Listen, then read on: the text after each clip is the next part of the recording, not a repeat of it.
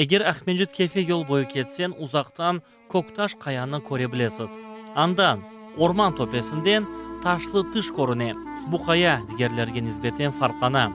Бу кусует оны Кырымдагылар арасында айры бир ядикарлык olarak белгилей. Бу себептен койде Кокташ ады менен адландырылган.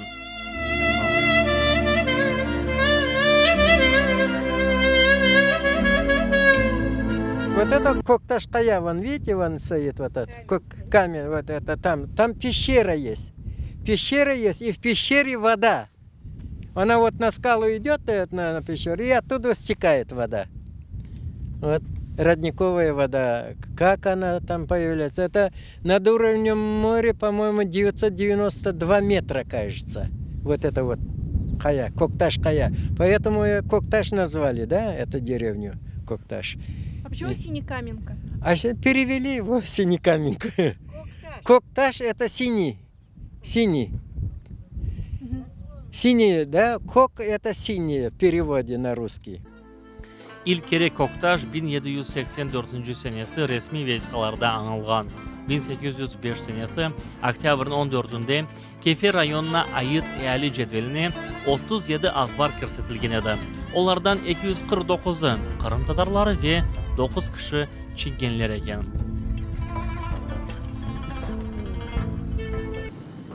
...1944 senesi Kırım'ını faşist baskıncılardan azat etken son Kırım Tatarlarını Orta Asya'ga sürgün ettiler. Hüseyin İbadulayev o zaman tek 6 yaşındaydı.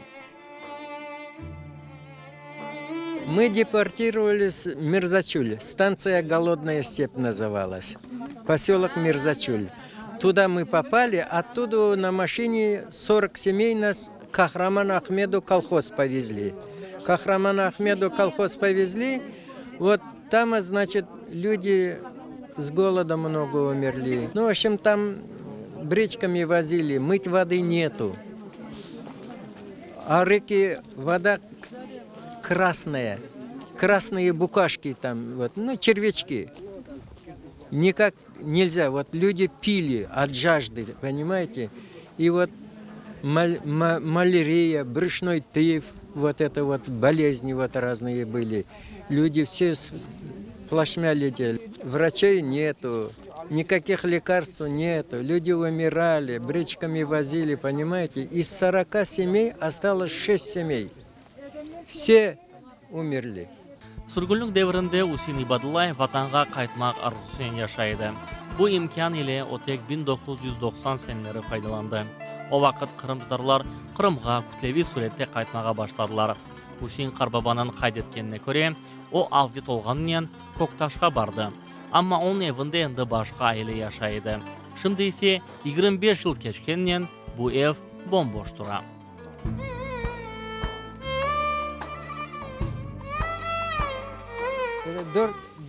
Dört tane kibitка. Ortadan kıremiz, oyaktan kıremiz. Oyaktan kıremiz. А bu endi bu ne koygan Иван? Янаев, это уже он построил. Здесь огородик был, это как-то маленький, а основной у нас огород Ояхтаеда. Там много. Что росло у вас здесь? Здесь, вот я помню, 17 вишневых деревьев было, вот здесь вот. Вот здесь уже туда дальше она еще шла, здесь что-то перегородили. Вот этой постройки тоже не было. Этой постройки не было. У нас здесь вот большой вот такой вот аран называли. Аран, ну как это, сарай, да, вот для скота, скот держали. У нас, в общем, у отца было 17 лошадей в то время. Ну, там коровы были, конечно, овцы были. Doğma Koktaşların malumatına göre tek Hüseyin İbadulaev'nin evi değildi, umumen bütün koy demişti. 44 senesi sürgünlük faciasından evvel koy etrafı taralarla zengin edi. Anda yerli cemaat tutunculukla uğraşa yetiştireydi. Al-hazırda koyda çoktan çok yıkılgan ve taşlangan evler mevcut.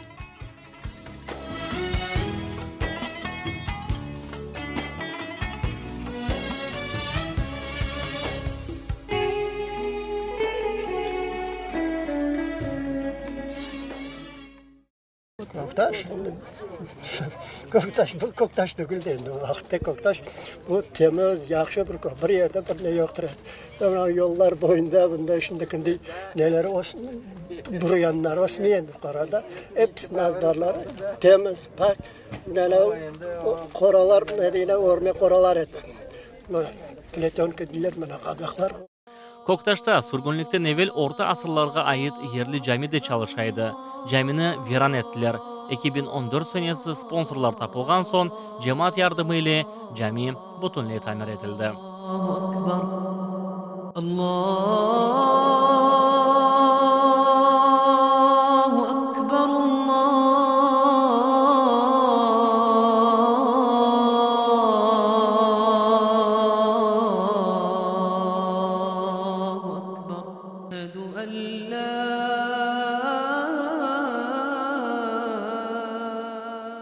Трактористы наши участвовали, они много помогли.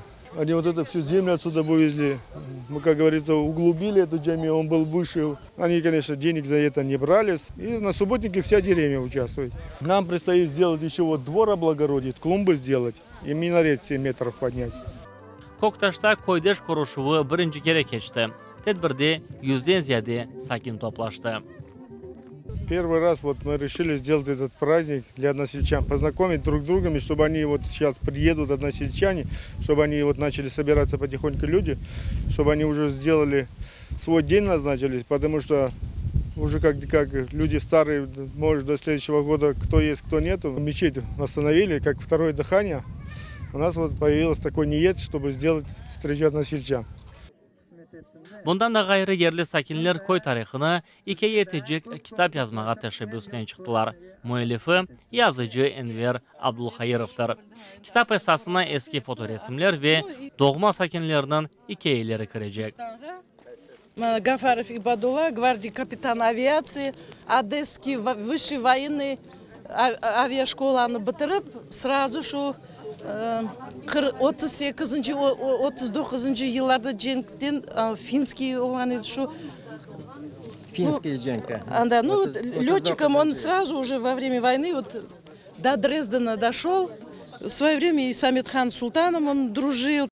Enden son Koktaş sakinleri koydeşler koruşuğunu er yıl geçirmeye planlaştıralar.